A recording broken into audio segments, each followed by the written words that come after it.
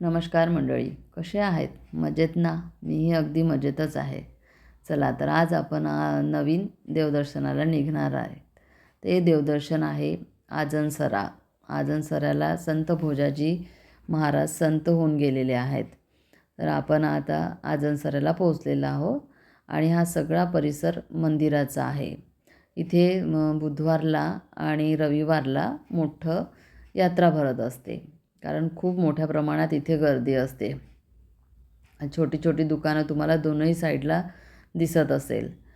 चला आता इथे मी पूजा घेऊन घेतलेली आहे आणि मंदिरात आता जाणार आहे. मंदिरात गेल्या गेल्याच भव्य अशी गर्दी मला दिसली. बघा तुम्ही किती सारी गर्दी आहे ना. हे मंदिर पहिले छोटं होतं. मी 25 वर्षा आधीपासून इथे येत आहे, तेव्हा या मंदिर अगदी छोटं होतं.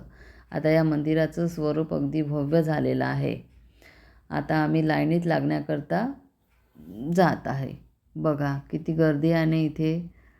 आम्हाला लगभग दर्शन करायला 1 तास तरी लागला, कारण इथे खूप सारी गर्दी होती. चला मग आम्ही आता छान भोजाजी महाराजाची पूजा वगैरे करून घेतलेली आहे.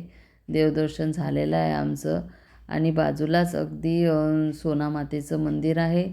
त्या देवीची पण आम्ही पूजा करून घेतली आणि आता जिथे आम्हाला जेवण करायला बोलवलं आहे त्यांच्याकडे जायला आम्ही निघालेलो आहोत. तर इथे माझ्या काही मैत्रिणी भेटल्या, त्यांच्याशी मग गप्पा मारल्या थोड्या आणि आता आम्ही जेवणाकरता जाण्याला निघालेलो आहोत. इथे जिथे आपल्याला जेवायला बोलवतं ना ज्यांच्याकडे, तो स्वयंपाक शोधणं इथे फार मोठं काम आहे. खूप कठीण काम आहे, कारण इथे भरपूर प्रमाणात स्वयंपाक असतात. चला तर आमचं जेवण वगैरे झालं आणि इथे थोड्या गप्पा वगैरे मारून घेतल्या. त्यानंतर आम्ही परतीच्या प्रवासाला निघालेलो आहोत. इथे हा देवाचा मोठा असा रथ आहे, बघू शकता तुम्ही. आणि इथे जेवणाला पुरणपोळीचाच स्वयंपाक असतो आणि देवालाही पुरणपोळीचाच नैवेद्य इथे दाखवल्या जातं. इथे 100 किलो असं पुरण शिजतं. आम्ही जेव्हा यायचं ना तेव्हा इथे वरवंट्या पाट्यावर पुरण वाटल्या जायचं.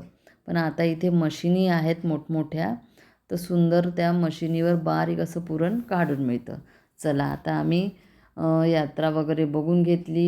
मुलींनी इथनं यात्रेमधून डॉल वगैरे घेऊन घेतल्यात आणि आमच्या फोटोच्या मागे तुम्हाला जे प्रसादालय दिसत आहे ना, तिथे जे भक्तगण इथे दर्शनाला येतात त्यांना इथे जेवण असते. त्यानंतर आम्ही भोजाजी महाराजाचं आणि समाधीचं दर्शन घेऊन घेतलं आणि आमच्या परतीच्या प्रवासाला निघालो. तुम्हाला माझा ब्लॉग आवडला असेल तर मला सबस्क्राईब जरूर करा.